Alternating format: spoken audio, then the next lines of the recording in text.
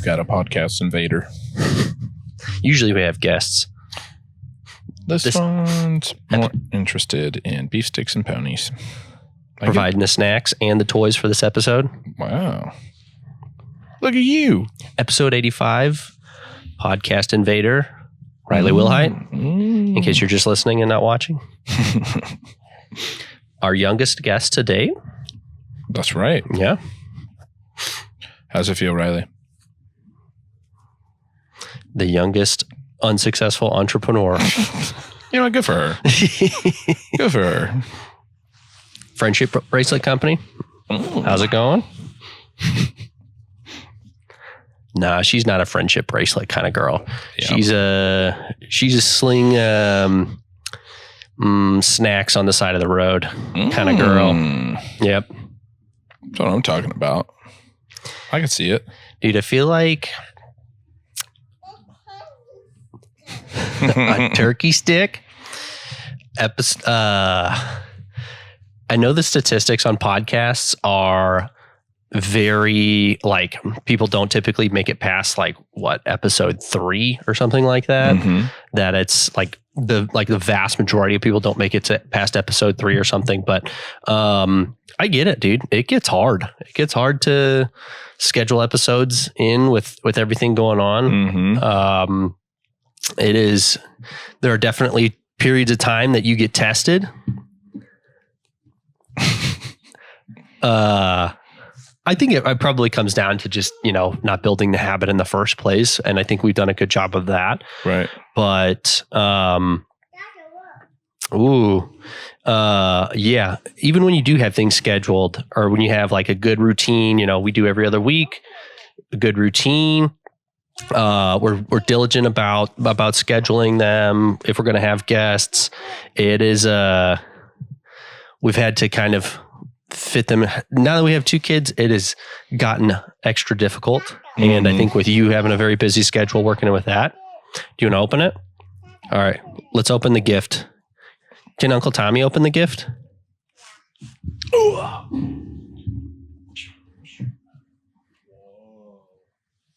Whoa, that's cool. Whoa. Is that cool, Riley?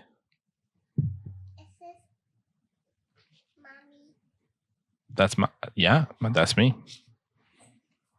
It's funny because she calls me mommy, and you said now that we have 2 kids, so just us. For anybody confused out there, Thomas and I are gay dads. And I think Riley needs Alyssa in her life. Yeah. She'd grow up real weird. Real butch. Take that out. You got it, miss. All right. We're opening a gift. We've got a busy podcast studio today. Tell you what. This is actually a gift from Bruce Barger, our broker, for all our manufacturing. Well, that's nice. So, it looks like a bottle of Bushmills from here. Oh, have you had Bushmills before? If I have, it's been a long time. I don't think I have. That is whiskey, firewater. Yucky. Oh. Yeah. Dude, look at those glasses that we got, though. Those are super cool. Yeah. You want some Bushmills? Yeah, why not? We've got this and one other bottle we got for a gift that we'll open on another episode. Oh. So figured this was a good opportunity to open these up. Yeah, why not? Flaunt the gifts that we're getting. Yeah, those are cool. Ooh. This is fancy. That's pretty fragile, miss. Yeah. We'll have to hold on to them. These are cool. It's cold out there today. Dude. The worst part about it being cold and doing deliveries, honestly, is not even the cold. It's the you have to be so bundled up when you're outside. And then when you go in, it's normal and you're in, fleece lined pants and a vest and a coat and gloves. And your ears are covered, and like you're like, okay, well now it's 1,000 degrees, so I am literally baking now. Dude, I've got Ryan. I think Ryan made fun of me for this, but hey, you want water in it? Okay. Big layers guy. Mm-hmm. I do 2 jackets so I can, slowly take them off. I can keep one on inside if it's a little chilly still. Need a tissue? Go find Mama. She's got a tissue.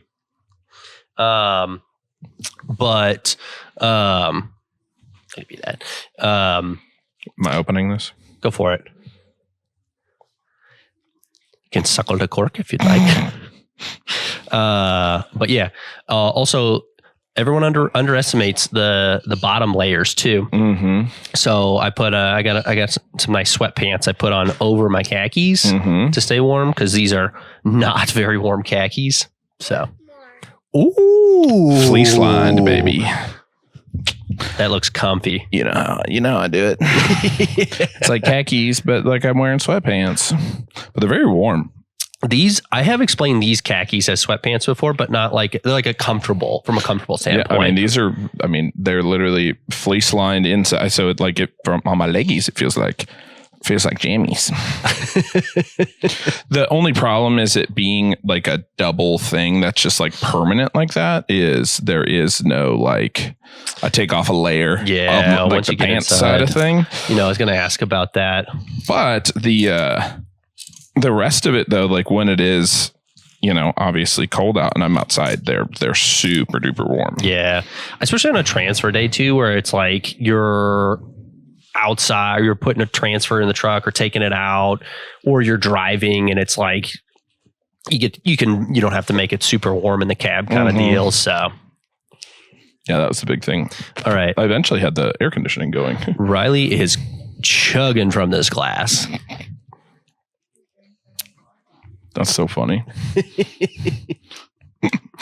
Big fan, huh? You're going to probably have the most to drink on any episode ever, Riley. So this is the first time we've tried to do an episode with Riley. So we apologize if we get interrupted. And if you are enjoying the content, you're welcome. Can Dad have some? Yes. Okay, thank you. Like there's people that do podcasts like legitimately with their like niece or... Ooh, how is it? Smells really good. With like their niece or like their daughter or something like that, and they just say funny, ridiculous things. And there's like they're very popular episodes, very popular podcasts. So maybe this one, maybe people will like this one and we'll have a lot of views, or maybe people have already tuned out. Yeah, and now we can say whatever we want. That's right. Like that normally holds us back. Well, here, cheers. Oh well. Didn't know if Riley was still drinking from it. Nah, she's all done. Yeah. I think she's had enough. I'll just let her smell it. Kids can smell alcohol and be all right, right? Sure. I'm a kid doctor. Interesting. Yep. Went to kid doctor school and everything. Bushmills. We're not going to put that on the table. Why? Well.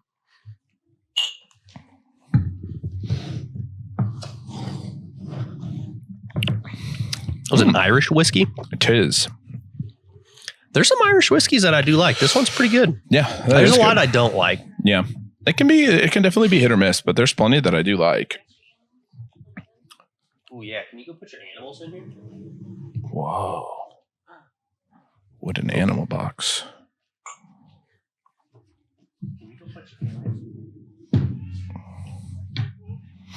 Whoa. But yeah, that is the tough part, is like the hot to cold, because it's just like, ugh, this is annoying. Find yourself sweating and then you're outside with like sweat on. Yeah. Well, and then it's like, it kept me, I was pretty warm for a while. Like I once I left Coil, I had to go like, what row?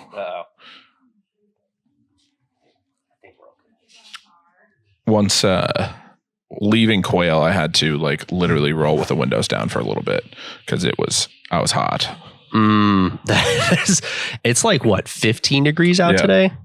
It's the sun out and the wind chilling out a little bit has helped. Mm-hmm. But it has been cold. This is obviously, I'm sure a lot of people that listen to this are probably in Oklahoma. So this is. You say that every year we get like our like Spotify rap thing, and it's like listens in Argentina, and we're like, okay, why not? Yeah, it's like one person too. Like, I wonder. Like, I don't remember how many it says, or if it does tell us how many. But it's like there's like a lot of like there's people all over listening, which is crazy. Mm. So in Oklahoma, we have this thing called snow sometimes. That it's white, it's cold. Yep, makes it real hard to drive. Yeah,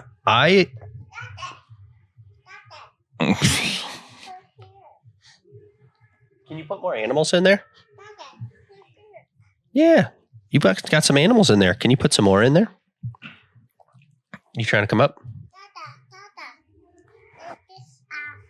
Hey, I got to do an episode with Uncle Kami. What'd you call me? That's what she calls you now. Uncle Kami. Uncle Kami. She has no idea how offensive. Hey, can you tell... Can you tell America? Tell America. Hey, Riley, who is that? Uncle Kami. That hurts. Hey, we got it recorded now. That's tough. That's tough. Don't worry. I'm trying to fix that. I'm like, no, that's Uncle Patriot. That's right. It sounds like a really bad knockoff superhero. And Uncle Patriot. He has just a slight like accent that just like underlying. You can't tell for sure where he's from. So it's like, yeah, he's American, but like Uncle probably not always. Uncle Patriot's just like a redneck dude. That's funny. It's like just a sleeveless shirt, and an old truck. Throws beer cans at. Dude, this is a beautiful idea. This is going to be a new show on Comedy Central. That's right. We're actually promoting it. Brought to you by Uncle Patriot. This weekend, stressful. Probably nice for everybody that got a little bit of a break, a little time off. I did enjoy it, but like whole city closed down. Mm-hmm. Dude, I probably talked about this before, but when it snowed, it used to be really nice. All our clips are just going to be Riley interrupting. When it used to snow, it used to be really nice. When you're a kid and it's like, it snows and school's canceled, you get the day off and you enjoy it. Dude, most stressful days ever now. I hate it. Dude, it's one of those, and I know you got a handful of calls from me this weekend, but dude, having to close a business down, a retail store down, and essentially stop any income for the day is kind of a major deal. Right. Hopefully this isn't too bad to like share numbers, but like we close for a day and like, dude, that's $10,000 in income that we don't see. Right. And, obviously, with it snowy out and this, nobody really being out, we wouldn't obviously see that with being open, but like, man, it's like, dude, there are also some times where it's like, it's kind of bad weather and it's bad enough for like other things to get canceled, but people are still comfortable getting out and about. So it's like, it ends up being really busy. So dude, I stress about making that decision every single time. It's never easy. Well, it's also tough because it used to be easier even when we just had less stores, because it could just be like, oh, I can just go up and hang out. I got work I can do up there. I don't mind driving out. You know what I mean? And so it's like one of those things where now it's just like, well, now I've got 4 stores. So it's like, well, you and I can't cover 4 stores. And so it's like, you're now like, okay, can an employee make it? Is it safe? Is it worth it? Like all those kind of things. Can we ask people to go in or are we putting people at risk by doing that? Right. So it's tough, man. Yeah, dude, when it was 1, it was easy. I would just, hey, everybody stay home. And I'll just go hang out up at the store. And if nobody comes in, I'll get some work done. Yeah. And if people come in, I'll be there. Yeah. Like, I mean, literally, even when we had 2 stores, I mean, like Norman, like we ran a whole day at Norman during an ice storm that like we didn't have power. That is nice. Yeah. We did get to kind of do that with 2 stores too, with you kind of being in the same mindset as me. And maybe we touch on this for a second, but yeah, I think you and I have this conversation every time it snows, but we're trying to make a decision on whether people are going to be out and about or whether it's safe to drive or not. And I don't think either of us have ever been stopped by weather from driving. Yeah. Well, and maybe, it's like we get snow here, and maybe it's, growing up in Missouri, like we definitely got more, and something that like I just got more used to. But it's like a very interesting thing where I struck because I was looking and I'm like, is this really like shutting the city down? Like this is like, and don't get me wrong, I don't want to underestimate like how dangerous and all that kind of stuff. Right. Definitely should be careful. But it's like one of those things where I'm like, that's really not that bad. I don't know. Like, just drive slow. Like, yeah, you have to. And maybe it's because, growing up in Missouri, you have to learn from like a very young age. Like, dude, when I had my learner's permit, my mom took me to a parking lot and was like, just go crazy, swerve out, right. Slam on the brakes, get comfortable in the snow. Yeah. I do that even just leaving the neighborhood to get a feel for the roads. It's like, right. I'll kind of like, when I have some space, I'll kind of like let myself drift a little bit and like slam on the brakes, get a feel for it. So. Exactly. Well, yeah, I mean, it's like, I've been driving in the snow since I was 15, 16 years old. And so it's, I don't know. I think it's just one of those things that's very interesting because like, I don't know. You just kind of get used to it. There's places that like, like look at what we get and would be like, that's laughable. Why would you even not go to work? Right. But you know what I mean? And there's places up north that it's like, this is like a light amount of snow on the ground. Right. Like it's not like we got anything crazy. So, right. And it was enough like, to where, with the ice and people not being used to it, like, you got to be obviously careful, but again, it's really not. Oh. Hey, can you smell it? Go. Just smell it. That's yucky, isn't it? Ugh. That's yucky. I'm hoping this deters her from it. Yeah, right. She seems a little intrigued. If you were to ask my grandpa, he would just say, give her some. That's what he did with me, and look how I turned out. Just kidding. Don't give. Do you want to turn out like Uncle Kami? I mean, Uncle Patriot? Yeah. Yeah. Yeah. She's well on her way. Yeah, no, like, dude, there's I can see some cities up north that it's like, dude, this is they probably like go the entire winter with like never seeing less than this amount of snow on the ground. So it's just a normal thing. Thank you. But yeah, Missouri wasn't that much, but like, dude, we definitely got like multiples of at least this, if not more snow, like in a winter. I think it was more of a frequency thing than there's time that it was worse, but I'd say like this pretty normal, but like, I don't know, like, and granted, I know school's easier to cancel now with like online stuff and, all the kids have laptops and whatever, where it was like, this would not have canceled school. Gosh, we sound like such boomers right now. Back in my day, we went uphill in the snow both ways. That's right. But yeah, it's just, it was never that big of a deal. Like, we also, our superintendent, when I was like in elementary and middle school, was from like northern Nebraska or something. And so he didn't cancel school for anything. Like, we went to school no matter what. And so I remember like a big ice storm coming through Springfield, and I'm sure it came through like many places. And this is, we're talking 20-ish, maybe a little less, but 20-ish years ago.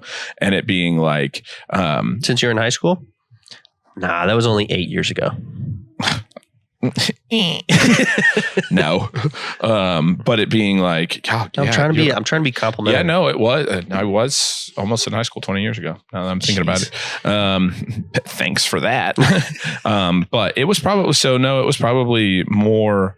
I don't know why I was just thinking like 20 years ago I was 9. No, I was not. I was 14. So it might have been more than 20 years ago, actually. Anyway, anywho, point being is like, we had a bad ice storm. It like knocked power. I remember kids, it would have been high school, kids who had been out of power for like 30 days, Jeez. Like an entire month out of power. And we missed school 2 days. No power? Yeah. That's a lame excuse. Get your butt to class. That's right. We got power here. Come warm up. Yeah. Learn some shit. We probably missed school more than that, but it was not much. Like it was like, it might have been, like a couple days and then the weekend, or maybe a full week, but it was like, yeah, that was crazy. I think it was probably around this time last year, but I saw Kyle Combs and he was talking about how they cancel school. It'll only be like a couple inches of snow and they cancel school, and he's getting frustrated. Like, now I got my kids for the whole day because, there's 2 inches of snow on the ground. Right. Yeah. It's very interesting. Well, I remember it's like, I know there's more rural areas and things where it's just like, obviously tougher to get into town and stuff like that where they're not doing as much. But yeah, I don't know. Like we were laughing about it, like talking about it. I remember working at S2 it was like 1 o'clock in the morning, driving all the way across Springfield. Like literally we lived downtown and I worked at the South Store, which was like a full 20-minute drive. Downtown's more on the north side. Yeah, downtown's like pretty north side, and it was way on the way south side. And I remember driving what is normally like a 20-minute drive in the middle of the night just to drop my thank you cards off.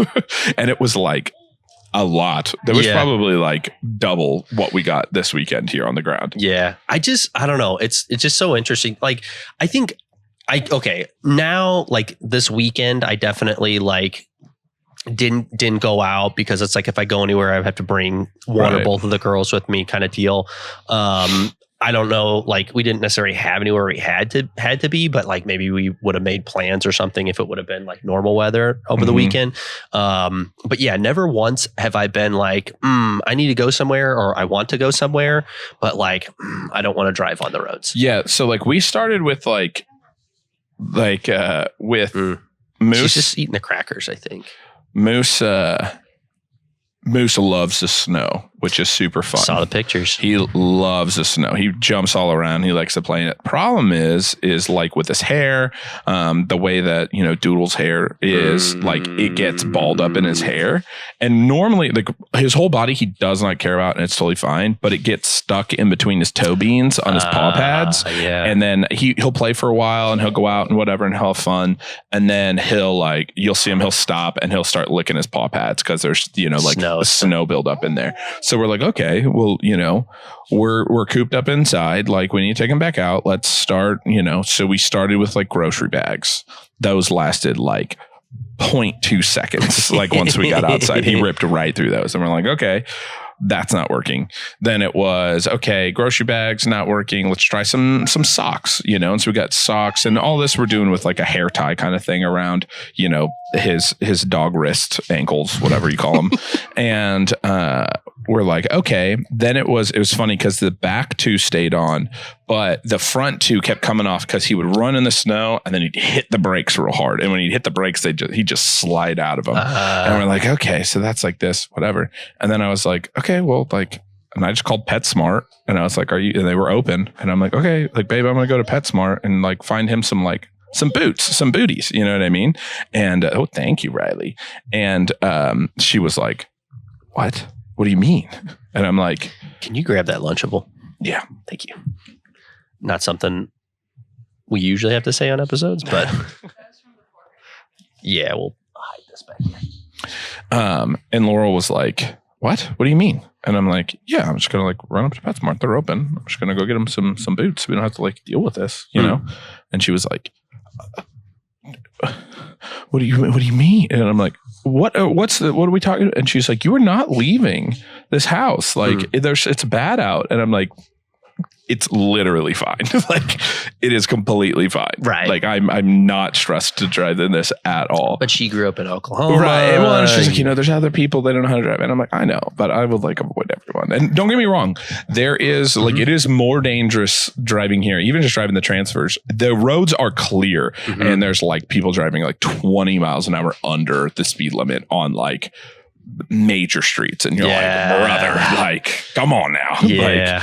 You are on you're so on, nervous to you're be on out May right now, and it is, the streets are dry. They're not just cleared, they're dry. Yeah. And it's come on now. You got to drive a little bit more than 22. It is. Yeah. I mean, you definitely do need to be careful. I mean, I got hit last year when it was when there was snow on the ground. Right. And it was because someone had stalled out, or I don't know what happened, but they were stopped on the road in front of me, and it was on Memorial. So, like a 2-lane road, and I saw someone stopped like way ahead. So I like preemptively like stopped with like a massive amount of time in between us, because you it's might like, slide. yeah, like I don't know how like far I'm going to slide kind of deal. So I slid a little bit, and I kind of slid off the road a little bit, but like was fine. Right.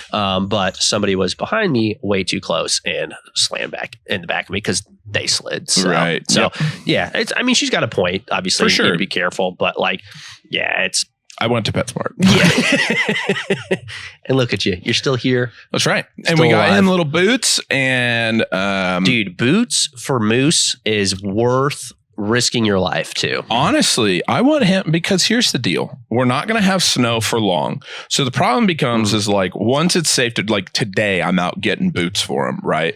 Well, then it's kind of like, how much longer is this even going to be on the ground? They kind of become kind of worthless. And like, he's uncomfortable, you know, because he wants to go out and he wants to have fun, but I was he's gonna say, if he uncomfortable. likes the snow. He loves the snow. Yeah. He loves, like, he, as soon as we get out in it, he, you know, his nickname, you know, because he looks like Lamb Chop when he gets tired, which is, I say evolved, but more like devolved into us calling him Chops and then El Chapo. So he's lived up to his nickname of El Chapo because he immediately dives his face right into that white powder.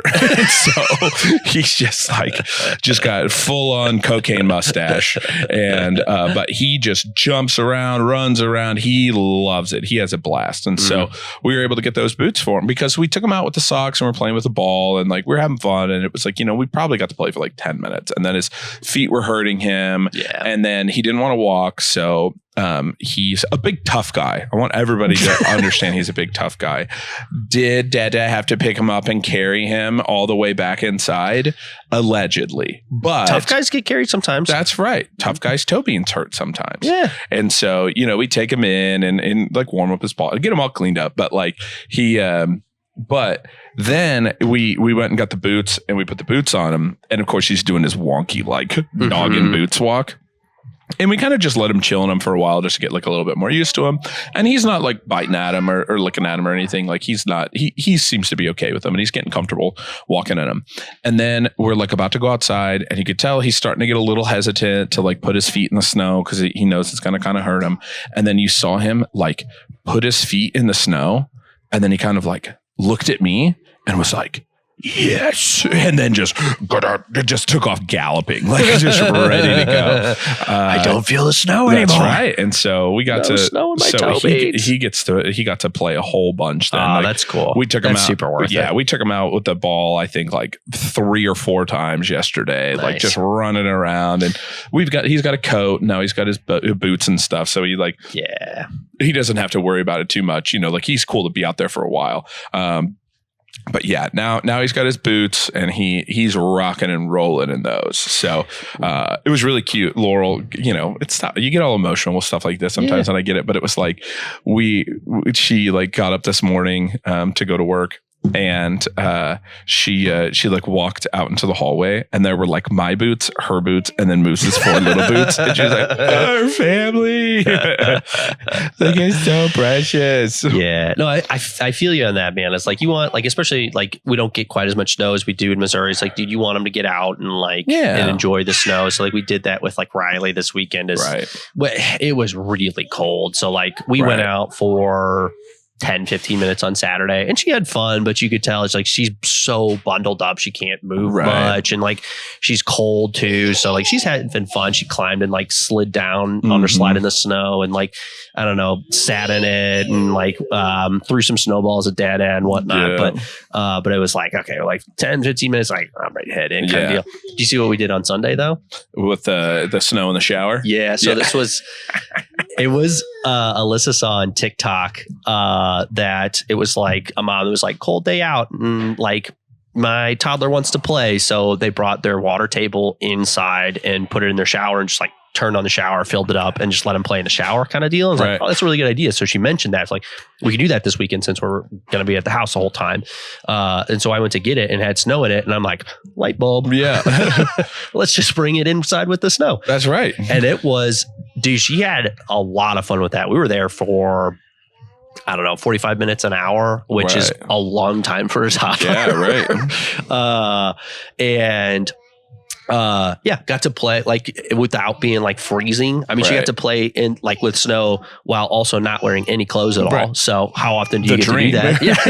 The thing we all wish to do.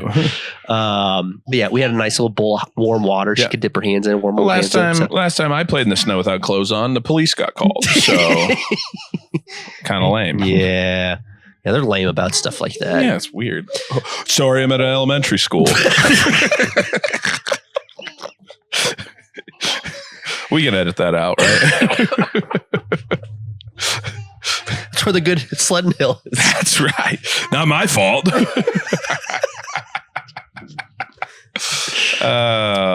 Yeah. All right. We got, I'm sure, a limited amount of time, but we're going to throw a little bit of talk in here. This is something that I wanted to like bring up to you anyway, because I'm kind of excited about it. I'll skip past it all, like as much, or like go quickly past all the stuff that we've talked about on previous episodes. But obviously in a spot where it's like, man, we've grown to a point where it's like, man, we're very proud of what we've built. 4 stores. Oop. I might have to take this phone call really quick. That's okay. And we're back.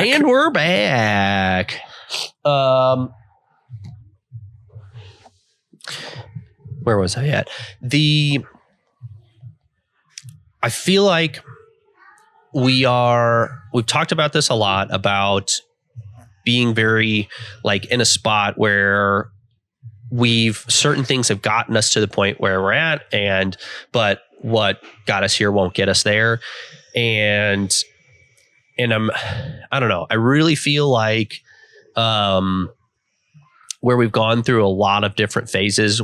If you look at, what things look like in our first year business and look at them now, I feel like you could say there's a dozen different phases in there, as far as what our staff look like, as far as what our day-to-day looked like, as far as like what the company looked like, what our marketing looked like, what our, how we were involved with the community, what that looked like. I feel like it's a dozen different phases, but in my opinion, I feel like we're only heading into phase 2, because we're at a spot where what has gotten us here doesn't seem to want to push us forward. And I think that one thing that's helping me, but also kind of like, has been a little bit misleading is honestly listening to the business gurus on a lot will talk about, hey, once you hit X amount of sales per year, you're typically going to hit a sticking point, which is like, it's pretty common that like around, maybe I shouldn't share numbers, but I am. Around 3 million is a sticking point. We're at about 4. So we're a little past it. So fingers crossed that we've figured some things out to kind of get past that point. But, and I hope that doesn't come across as pompous. It's just simply that's where we're at. I mean, there's companies that do 100 million that are still considered a small business kind of deal. Right. So like we are very small fish in a very large tank. And it sounds like generally where we're at can be somewhat of a sticking point. And, this business guru will say, hey, it's because of this specific reason. And another business guru will say, hey, it's because of that specific reason. I think it's more like clickbaity on like, hey, like, okay, like I'll figure out the secret formula. I think there are a handful of different reasons that is. I think that there's going to be a lot that we have to implement and get us to phase 2. We've talked a lot about structures for employees, because we're not the ones taking all the customers anymore. Right. So to ask people to do things exactly the way that we want them to be done is tough. And so setting more systems in place for that, and more onboarding, more training, at least better onboarding and training is very important. I think we've done a lot in that department. I think we continue to do more, which I think we should never stop that. Right. But I think, man, we've gotten good in that department. Marketing is very different. I've heard it talked about as like, man, when you're early on, you're just figuring out what works, and it's just you and a handful of people. You can kind of just throw shit at the wall and see what sticks, and you can be very tactful, or you can be very flexible, and it's a little bit more of like guerrilla marketing of like, hey man, like kind of like doing some one-off stuff and like throwing some things in, and it works, and we've done a lot of that. So creating more systems for that. I don't think that guerrilla marketing ever totally leaves, or shouldn't ever totally leave. But I think setting some more systems in place where it's like, this is how we know we bring customers in and how we turn them into loyal customers. I think we've been working on that since late last year, and we've got some more things that we'll be implementing into this year that I'm excited about.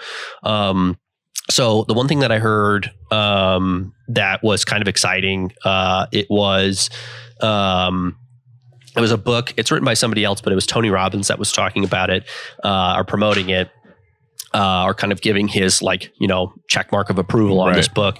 And the big part, or his big selling point was, a lot of business owners will make it to the point, or a lot of companies will make it to the point where they are making decent money, but then they kind of stall out and then end up working themselves to death and burn out, and then and never make it to like true growth or true like true scaling. And the big reason behind it is because they set their goals too small. That and it was like, okay, like I could maybe understand that, like, shoot for the stars, end up at the moon kind of deal. And I think there is some truth to that, man. I think that like when we were just opening up one store, it was like, man, it'd be cool to have, 3 or 4 stores around the metro, man. That would be a really cool like moment in time to like, man, like that's awesome. Like that's super cool. And we're super proud of getting to that point. But at the same time, man, it was like very much of like, man, if we could do that, like I feel like that would set the platform and the base to be able to grow past that.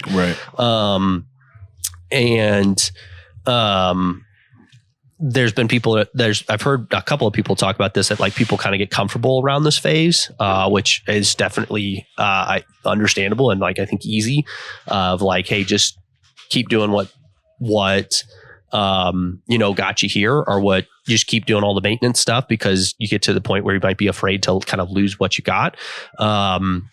But in order to just keep growing, you have to set bigger goals. And I think kind of that shoot for the stars, end up at the moon. So it's like, okay, like there's something there. This story is what really like was like, I don't know, mind blown kind of moment for me. So I started reading this book. I'm like literally not even a full chapter in, I think. Thank you. So there's like a whole framework to this. I'm going to have to look up the name of this book, because it's, again, I can't vouch for it because I haven't read the whole thing, but I just started listening to it. The Science of Scaling. Yeah, literally not even done with the full first chapter. But like, I don't know, this story is like, has got me. So there's this lady that was a consultant, worked with clients to help their credit score. So she had, I think she maybe worked with taxes and did other things too, like our financial consultant. And so she had all these clients. So her income was very much based off of how much time she has in the day and how much she can charge per client. And there's a ceiling to both of those things.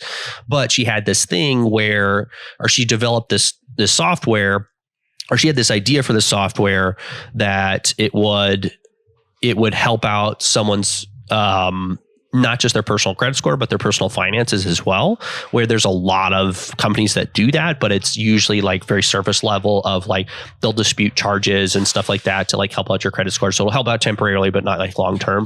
Her system was, it would look at like your personal finances or your personal financial situation, and would help out or it would give like a step-by-step plan of like, hey, here's how you improve your credit score, also your personal financial standing. So she finally developed the software. She partnered with a software developer to start this company, developed the software, and then she started selling it. So she started selling it to these other companies that were improving credit scores. It's like, hey, like you guys do the temporary stuff with the disputing charges. We can, but you can also sell our services as well, and we'll pay you a commission off of that. And there's apparently like 500,000 companies that do this, right? That like are like that will like improve your credit score. And so she sold it to one, and they loved it. So she sold it to another and another and another, and she sold it to 10. So it's like, okay, that's cool. But, she's making, it's not a crazy expensive service. So she's making a little money off of all those. And so she started to adhere to this idea that like, hey, I need bigger goals. I need to set not just, and the main part about it is just not setting a bigger goal, but an impossible goal. Right. To the point where it's like, this literally does not seem possible for me. So her first attempt at it was, I want to sell 100. I've got 10 people using the software, 10 companies using the software now. In 3 months, I want to have 100 companies. And it's like, she's got 100% return rate on selling, right, but she's still having to make these cold calls. And I was like, and so she started this with this goal, and she started making more and more phone, cold calls, like early in the morning, late at night, outside of taking care of her kids and running her day-to-day business, right? Or her like current business. And she's getting people signed up. And she finally realized that okay, 100 does genuinely seem possible. Like I know how to get there. And so she finally is like, she was working with the company that I think wrote this book, or the people that wrote this book, and was like, hey, you set a lofty goal, but like you need to set an impossible goal. Like what would an impossible goal be? And she's like, okay, well, 1,000 in the next 3 months. And we're like, okay, like how would you do that? And she's like, I've got no clue. There's no way I could make enough cold calls to get 1,000. Okay, that's the goal. So she started.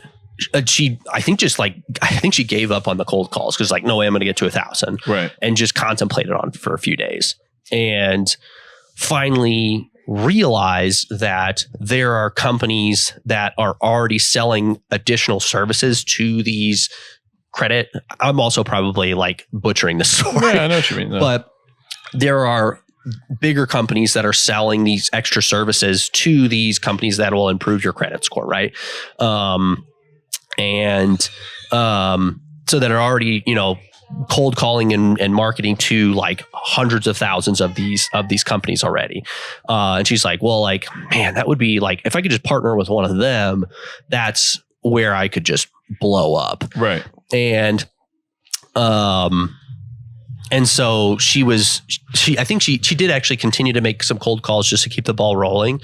But she ended up talking to somebody, and they're like, yes, I want to sign up for this. Also, I've got 10 other people that I'd love to recommend you. I'm going to give you their numbers. And she's like, that's great. Please send those to me. That's, right. Really appreciate it. Not turning down business. Yeah. But like at the same time, like honestly, like I think like the thing I'd really like to do would be to sell to one of these bigger companies that's marketing other services, right? That's marketing or at least another service. And this person was like, oh, actually, I know somebody. Let me put you in contact with them. So then she ended up on the phone with this other company. And immediately the owner of this company that's selling these additional services to these companies was like, this is big. I want to partner with this. Thank you. And I honestly don't even know if I made it far enough in the book, because who's got time to actually listen to books these days? Right. But obviously I think the story goes from here. It was just like crazy amounts of people signing up for the software that she had developed. And obviously she's at a point where like you build a software and it's like, you don't necessarily have to like account for how many people are going to sign up and like use this software. It's like, there's no cost of goods sold associated. Right. So like, that's something she doesn't necessarily have to deal with, but like, that's where like, I don't know, that was mind blowing for me, was like the importance of setting such a high goal that it legitimately seems impossible, that like forces you to think differently as opposed to being how do I make 100 sales? Think, how do I make 1,000? Well, I can't make 100 sale, or I can't make 1,000 sales by doing this the way that I've been doing it. What's the thing that gets me to be able to do 1,000 sales? Right. You get out of the, fuck these like cold calls. Right. Because like, I'm just like, that's not going to get me there. So you like where it's like, if you're just trying to move forward inch by inch, like you keep doing these cold calls and don't take the inch method. Yep. Yeah, exactly. And you don't stop to think what grows me tremendously faster. So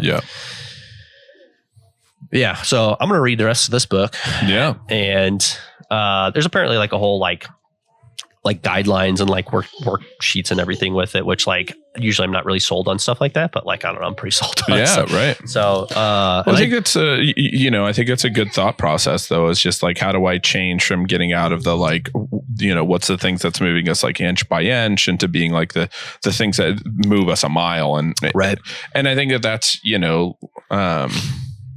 this is one of the things that you've talked about a lot and like continue to bring up frequently is, that it's like the 80-20 rule stuff where it's just like, there is something that we're doing that's really moving the needle that like we need to focus more on and or has potential to move the needle that we're not putting enough focus on now to really see the potential. For sure. Yeah.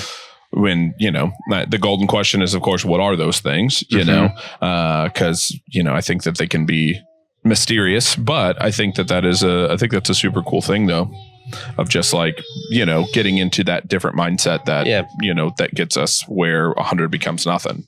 Yeah. It's the 80-20 rule, I guess, really does apply to that. It's like really well as well. Cause it's, don't get caught so much in the day to day, the things that are moving you 20% forward. Right. When like, and neglect the thing that isn't super urgent, but could move you 80% forward. Right. So, but, I don't make commission on book sales or anything. Too, so that's, again, I don't even think I finished that portion of that story in the book. So. Right.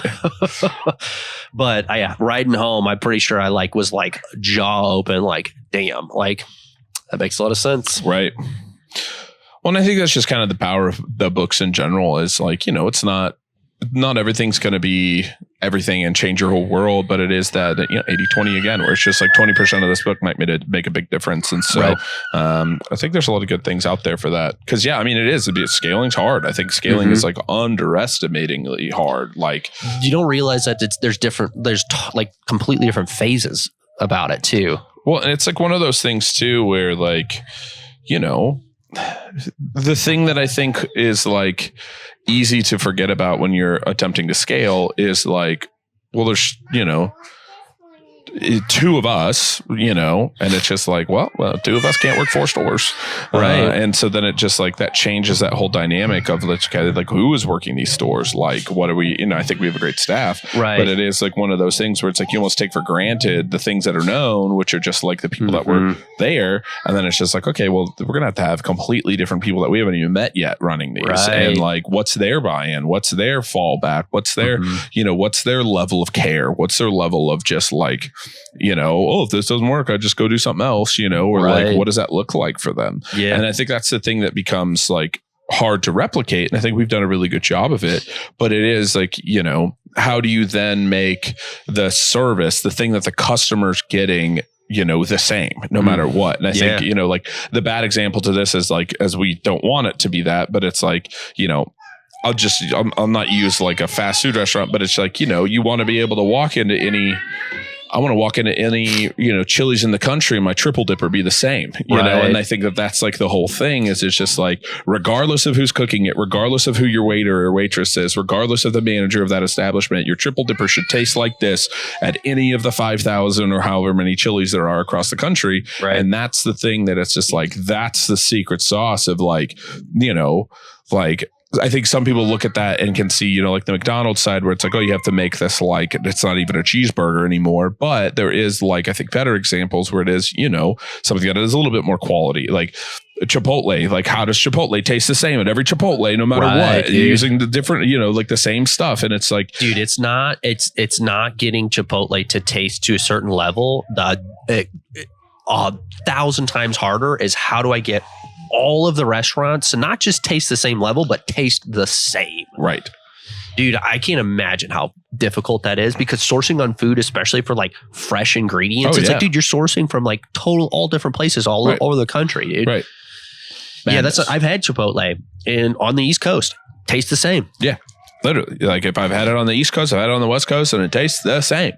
And it's like those are the things that I think like are underestimatingly hard. Is it's like I know the level of service and dedication that I can give, but how do I get the customer to have the same experience, even if somebody cares half as much as I do? Right, dude. And that's obviously that's our game. It's like it's not making the burrito bowl taste the same. It's making the customer service the same. Right. It's, I think you understand why like places go to like my mom works in like phone telemarketing. I'm sorry to everyone already.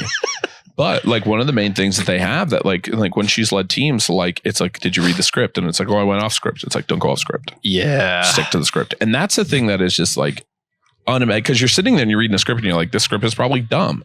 But it's not about the script being the best. It's about the script not being the best and not being the worst. It's about it being repeatable and it be something that like works. And that's the thing that it's just like, that's what's so hard. Yeah. Dude, I think it's I'm sitting here thinking of just like, well, dude, like as customer service, can you repeat it over and over again? Like obviously it's possible with food, which is unbelievably difficult, I am sure. Right. But can you repeat that for food? And I think honestly, Chick-fil-A is a probably pretty good example of that. Is any Chick-fil-A I've ever been to, it always is great service. They're super nice. They're super quick. And I think it's a script. Yeah, it's probably a script. Right. So quick shout out to Chick-fil-A for handling that on the food side of things and the service side of things, because we only have to deal with one really. So, right.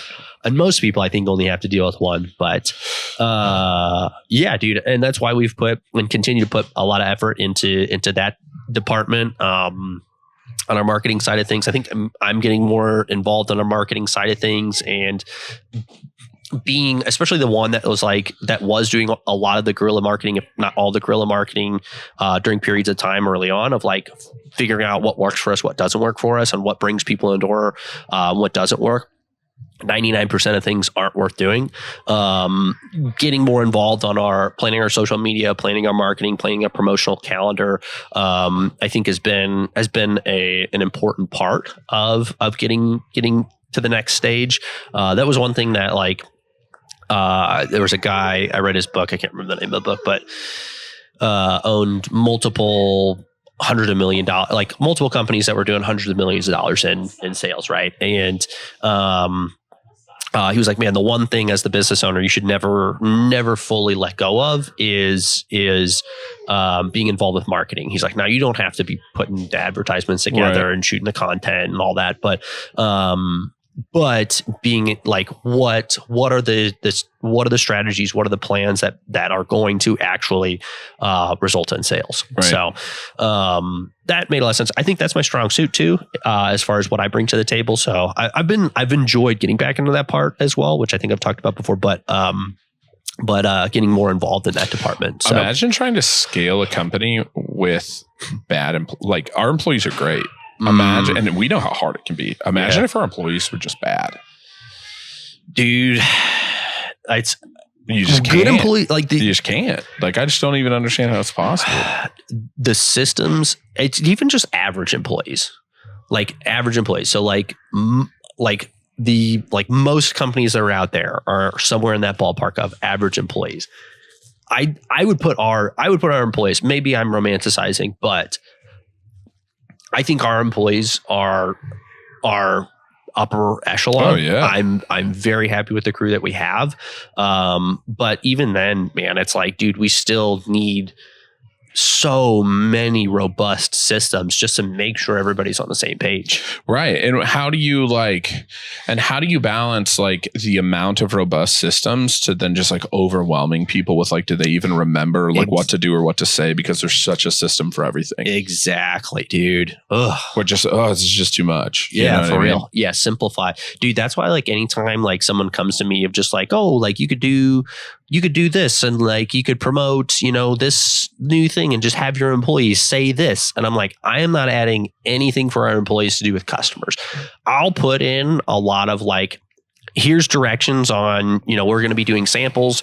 Here's step-by-step instructions on how to set up our drink dispensers in store, or like prep samples kind of deal. But it's like, do this once and then we're good. Right. But if you're talking, I'm very, very protective over if you're adding a step for our employees to do with customers while they're in, I'm going to be very, very, very reluctant to add that in because we already give them so much to do that I know I go through when I'm with a customer in my head. It's like, okay, like especially as like we get talking and I'm asking questions and the conversation is going and we start talking about products. It's like, okay, I want to make sure I mention this. I want to make sure I get a sample of this. I want to make sure I get them this. I have this checklist. I want to make sure that like I acknowledge this or like give advice here. And it's like I have, build a checklist of like 5 things like throughout this conversation that I want to make sure I hit. And it's like I'm, hitting all these things, and a lot of them are like fairly routine of like get them a key tag, right? So,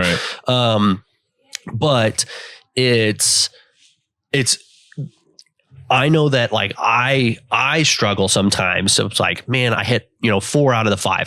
I forgot to do this one thing for this customer. So if I'm missing those and I'm like putting like, especially coming from a point where it was like, dude, we are open for 12 hours a day and we saw one customer. It's like, I want to make sure I do everything. Right. So, if I'm struggling to hit, all 5 of the things that I'm supposed to hit, and every customer has a different, number and different things. But if I'm struggling to hit all 5, like how much are our employees struggling to do all the things that we're hoping that they do with customers? So, we're not going to add anything for employees to do. It's tough, man. That's where we've really relied on like our front iPads having promotions, doing things on the counters, which we don't like to overload the counters with a bunch of crap, just one thing at a time. But make it as simple as possible where like the customer just notices, the employees don't have to do that work. Right. So yeah, I just can't even imagine. Like if we have bad employees, like it's an impossible task. Yeah.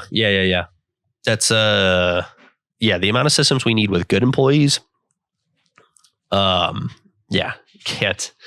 Can't imagine that one. No, for real. I don't know how long we're able to go until. Hey, girl. I got to pee pretty bad. What's up? Alyssa's ready to go. Thomas has got to pee. I think it's a sign. I think that's a wrap, folks. That's it. Episode 85. 85. Did you take a picture? I did take a picture. Of me? Yeah, I think so. Wait. Yeah. Well, I know we took a picture of us, but I know post a story post unless you're going to post that one. Oh. I got a good one. Wow. Hey, thanks for reminding me though. Yeah. That's appreciated because sometimes I forget and it sucks. We got to promote. Episode 85, a little all over the place, but I kind of liked it. I kind of like that vibe. Some snow talk. Some moose talk. Some Riley. A little bit of Riley in the episode. Hope you guys enjoyed her playing on the table. Yeah, perfect. And some real in-depth scaling talk. Yeah, and some book that Kevin didn't remember. He only read like 4 pages of it. Here's how many pages I'm in. I'm just doing the audio version. I'm just listening. I can listen though. That's right. Episode 85. Thanks for listening. Thanks, guys.